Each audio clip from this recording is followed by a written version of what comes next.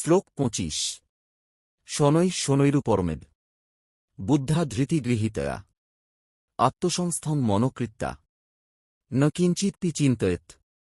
বাংলা অর্থ: ধীরে ধীরে দৃঢ় বুদ্ধি দ্বারা মনকে শান্ত করতে হবে। আত্মার মধ্যে মন স্থাপন করে অন্য কিছু চিন্তা করবে না। সংক্ষিপ্ত শিক্ষা: তাড়াহুড়ো নয়, ধীরে ধীরে, দৃঢ়তা, নিয়মিত চর্চাতেই স্থিরতা। শ্লোক ২৬ যত যত নিশ্চরতি মনশ্চঞ্চলমস্থিরম ততস্তত নিয়মমরিতদ আত্মন্যেব বশং নয়েৎ। বাংলা অর্থ: যেদিকেই চঞ্চল ও অস্থির মন ছুটে যায় সেই দিক থেকেই তাকে সংযত করে আবার আত্মার মধ্যে ফিরিয়ে আনতে হবে। সংক্ষিপ্ত শিক্ষা: মন ছুটবে, হাল ছাড়ো না, বারবার ফিরিয়ে আনো, অনুশীলনেই সাফল্য। শ্লোক ২৭ প্রশান্তমন সংহ্যানং যোগিনং সুখমুত্তমম উপৈতি শান্তর্যসং ব্রহ্মভূতম কলমসম।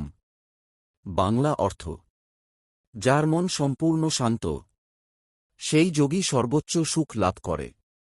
যার রজোগুণ শান্ত হয়েছে, যে ব্রহ্মভাবপ্রাপ্ত ও পাপমুক্ত, সেই সত্যিকারের আনন্দ অনুভব করে।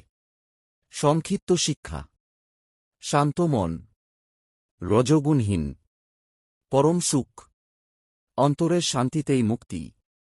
শ্লোক ২৮ যুঞ্জন্যেবং সদাত্মানং যোগী বিগত কলমশ সুখেন ব্রহ্মসংস্পর্শম অত্যন্তং সুখমশ্নুতে।